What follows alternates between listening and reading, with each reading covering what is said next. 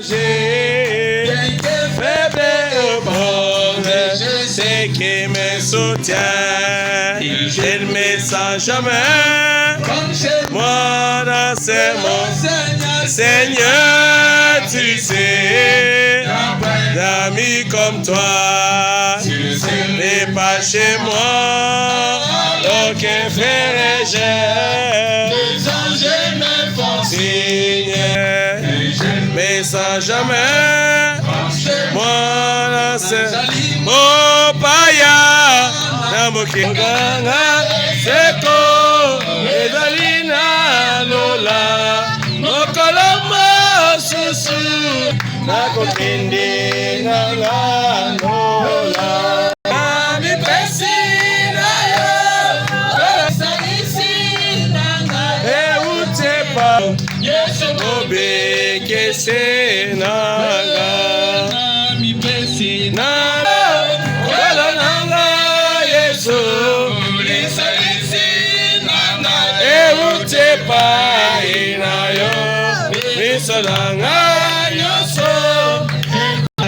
que Dieu vous bénisse. Amen.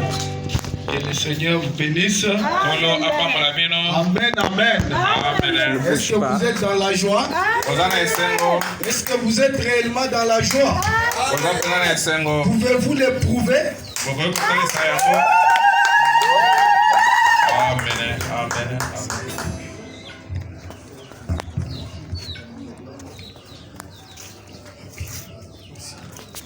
Pouvez-vous réellement l'éprouver?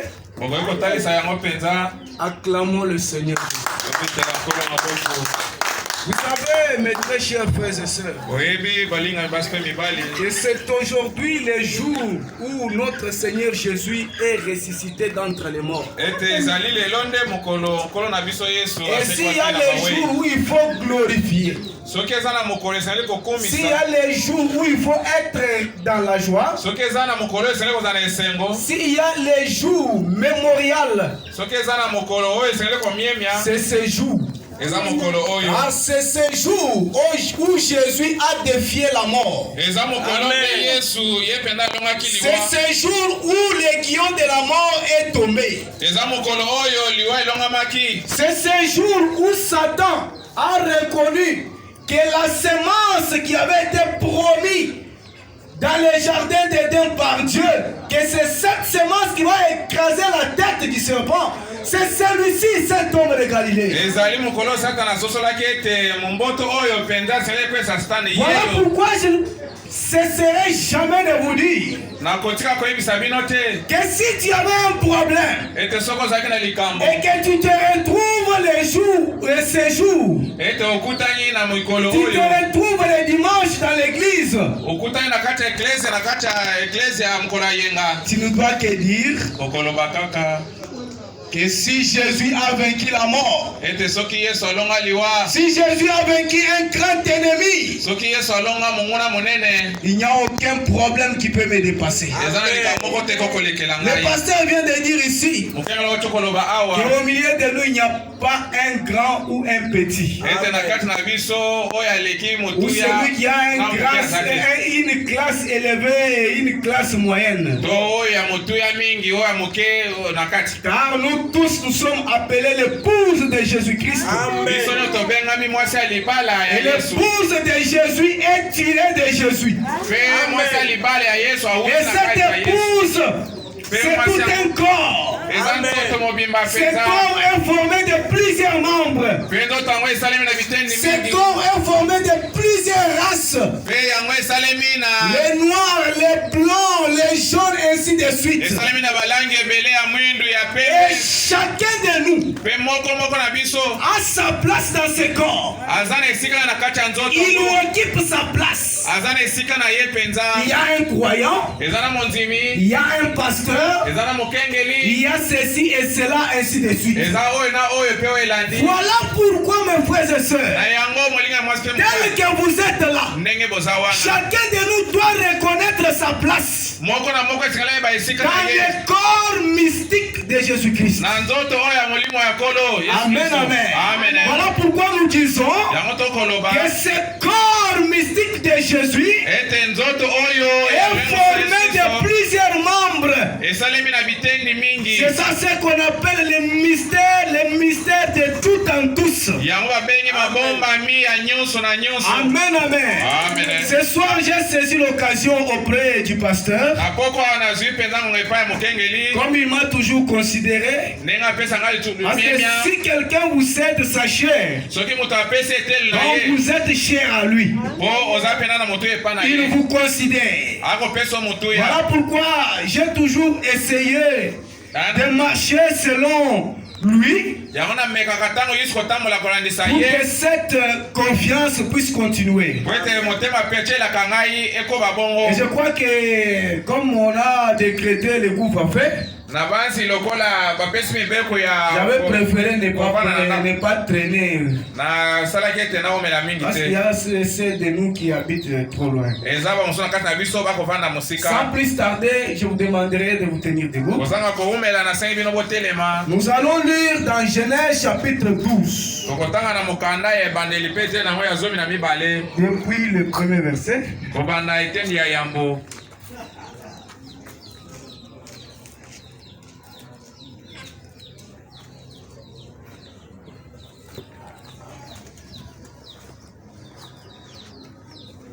Nous lisons au nom du Seigneur. Excusez-moi.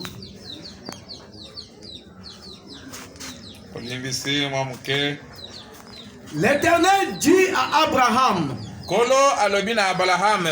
va-t'en de ton pays, de ta patrie,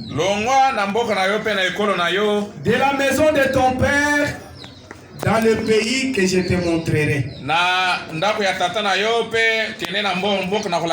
Je ferai de toi une grande nation. Je te bénirai. Je rendrai ton nom grand. Et tu seras la source de bénédiction. Je bénirai ceux qui te béniront. Je maudirai ceux qui te maudiront.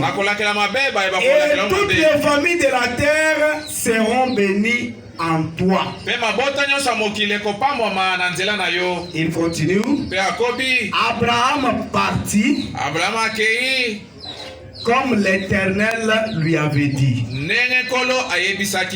Seigneur Jésus, Dieu Tout-Puissant, nous venons de lire ta parole ce soir, Seigneur. C'est toi qui peux nous donner le contexte de tout ce que nous venons de lire. Seigneur, enlève au milieu de nous l'esprit d'agitation et de distraction. Donne-nous l'entendement, un bon entendement, Seigneur, pour que chacun de nous puisse saisir le message que tu veux lui adresser ce soir. Sois avec chacun de nous. Au nom du Seigneur Jésus-Christ. Amen. J'avais un petit sujet, c'est pas en fait un petit sujet, c'est un grand sujet. Et comme je sais que le pasteur du ciel, c'est un homme dans lequel il y a beaucoup de matière. Et ce que je veux parler aujourd'hui va susciter beaucoup de choses en lui. Peut-être si moi je ne suis pas là, lui pourra continuer avec l'esprit qui va nous animer. L'appel au christianisme est le commencement de la sagesse. Amen, amen. C'est ça mon petit sujet. L'appel au christianisme est le commencement de la sagesse. Chacun de nous doit passer par là. Car le prophète Abraham a été la fondation du christianisme. Le christianisme a commencé chez Abraham. Dans le naturel, Dieu a utilisé Abraham comme type pour nous montrer, nous les gens des gentils, les étapes qu'Abraham a passées pour que cela puisse servir chacun de nous. Amen, amen. Et cette étape qu'Abraham, les étapes qu'Abraham a connues, il a connu 3 étapes. Amen, amen. La première étape, c'était l'appel. Abraham, c'était un grand homme de l'époque. Il était issu d'une grande famille. Une famille très riche. Une famille réputée de l'époque. Il était entouré par beaucoup de gens. Un jour, un grand homme a eu un appel auprès de Dieu. Dieu a appelé Abraham. Dieu a déjà détaché Abraham à l'affection de sa famille. Abraham aimait beaucoup sa famille. Abraham était à tout moment autour de son père. Il était à côté de son père. Il était à côté de ses frères. Mais un jour, Abraham a eu un appel auprès de Dieu. Comme il a toujours été obéissant, Abraham devait répondre à cet appel que Dieu lui avait lancé. Il devait quitter la famille riche. Il devait quitter le potentiel des grandes choses pour aller servir Dieu dans la souffrance. Amen, amen. Cette étape-là, le prophète appelle cela la justification. Abraham est allé voir son papa. Il lui a dit, Père, j'ai fait une expérience avec Dieu. Son papa lui a dit, ah Abraham mon fils, nous avons notre Dieu. Peut-être le Dieu était un soleil. Peut-être qu'il était une statue. Son père lui a conscientisé. Il a appelé toute sa famille. Il a dit, regardez votre frère Abraham. Alors que je vous ai élevé dans les dieux que nous avons. Nous avons toujours adoré. Je vous ai montré mon Dieu. C'est celui-là qui m'a aidé à vous élever. C'est celui-là qui nous a bénis. Si nous sommes réputés dans ce village, c'est à cause de ce Dieu-là. Maintenant, écoutez votre frère ce qu'il me dit. Votre frère me dit qu'il a fait une expérience avec un Dieu. Demandez-le qu'il nous dise quel est ce Dieu-là. Amen. Il y a certaines personnes qui se trouvent devant cette façon de confortation. Dieu l'appelle, il sent un appel dans son cœur de quitter sa famille, de rejoindre une nouvelle famille, de rejoindre un nouveau système. Mais il y a des gens, on y est d'être obéissants à Dieu. Ils sont obéissants à leur famille. Ils sont obéissants au Dieu de leur famille. Idolâtre que tu es. Idolâtre que tu es. Tu dois apprendre à connaître Dieu. Tu dois apprendre à saisir le langage de Dieu. Vous voulez que Dieu vous appelle comment? Regardez votre frère Abraham. Le pasteur vient de le dire ici, qu'il n'y a aucun grand ou un petit parmi nous. En tant que pasteur, il est dans la vision de Dieu. Quand Dieu regarde sur la terre, il voit tous ses enfants pareils. Il n'y a aucun grand parmi nous, un petit. Sauf chacun de nous occupe sa place. Peut-être tu es un serviteur de Dieu, mais cela ne veut pas dire que tu es grand qu'aux autres. Vous êtes toujours au même pied de qualité. Mais c'est Dieu qui te reconnaît dans ton poste. Parce que c'est lui qui t'a donné ce poste-là. Amen, amen. Abraham devait quitter. Alléluia. Est-ce que vous êtes avec moi? J'aimerais susciter un besoin, un désir dans les cœurs de chacun. J'aimerais que chacun de nous puisse comprendre où est-ce que Dieu, où est-ce qu'il est, où est-ce qu'il va. D'où est-ce qu'il est venu? Afin qu'il puisse orienter sa marche. Amen, amen. Abraham devait quitter. Il devait quitter sa patrie. Ce n'était pas terminé, mes frères. Amen, amen. Les 3 étapes n'étaient pas au comble. Il devait suivre chaque étape. Dieu a appelé Abraham seul. Il n'a pas appelé Lot. Il n'a pas appelé le père d'Abraham. Il n'a appelé qu'Abraham seul. Amen, amen. Abraham est sorti avec tout le coup Yabat. Amen, amen. Abraham est sorti avec son père. Il est sorti avec Lot, son frère.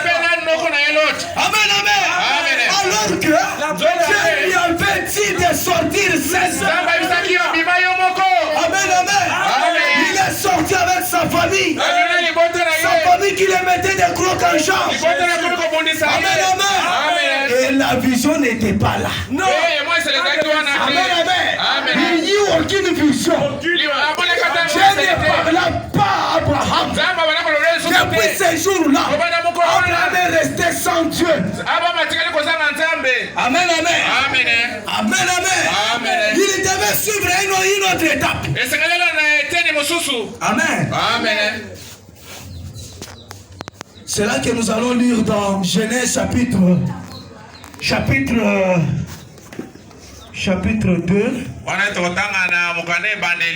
C'est 12. Chapitre 12.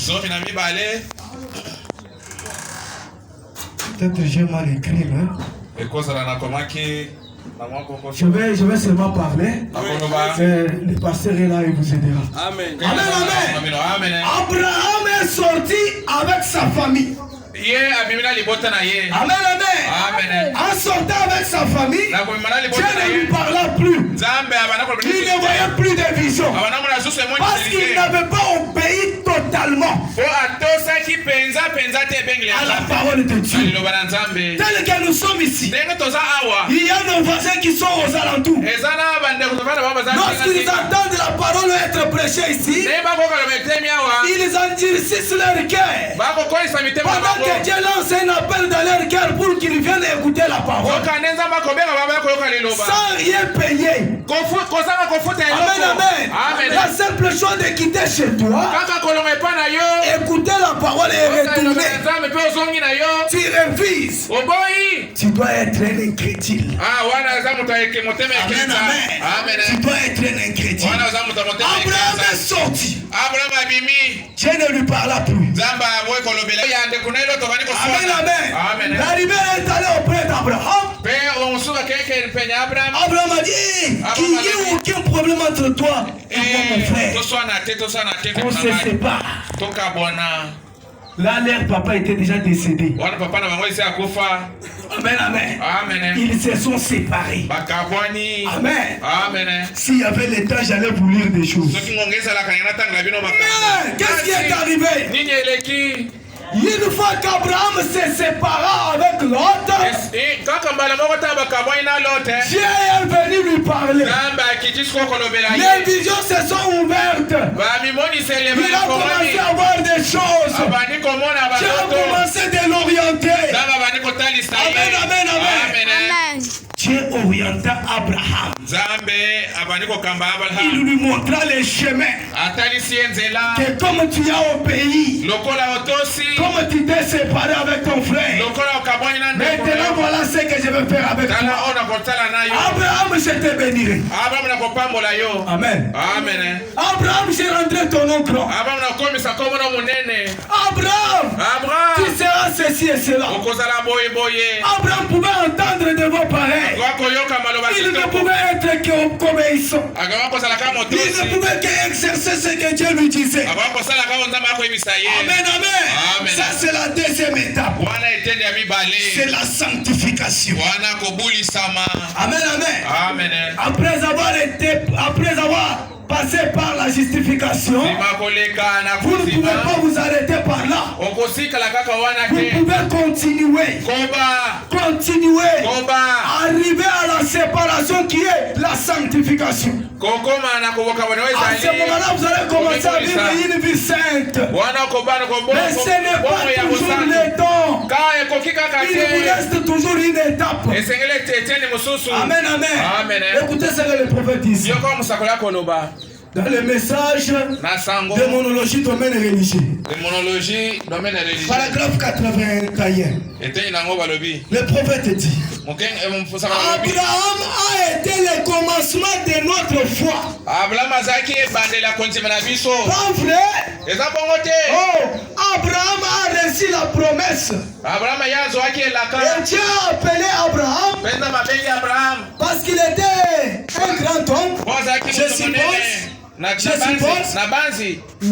Non, monsieur. Il est sorti de Babylone. Du pays de Chaldéen. De la ville dure. Okay. Et Dieu l'a appelé et a fait son alliance avec lui. Sans condition. Je vais te sauver. Pas seulement toi, Abraham, mais ta postérité, sans condition. Amen, amen. Peut-être vous allez dire que moi je ne suis pas la postérité d'Abraham. La Bible dit ceci: il n'y a ni esclave, ni la postérité d'Abraham parmi nous.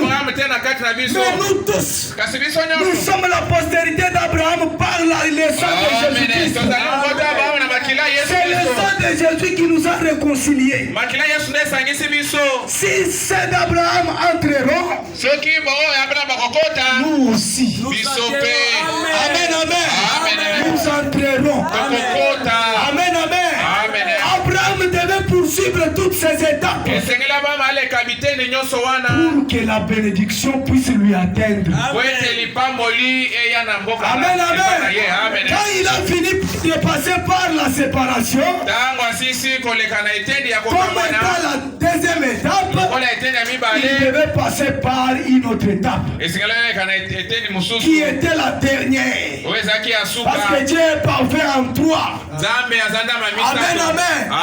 La circoncision. Amen, amen. Qui est le type du baptême du Saint-Esprit. Amen, amen. La circoncision. Le type du baptême du Saint-Esprit. Voilà pourquoi mon frère et ma soeur,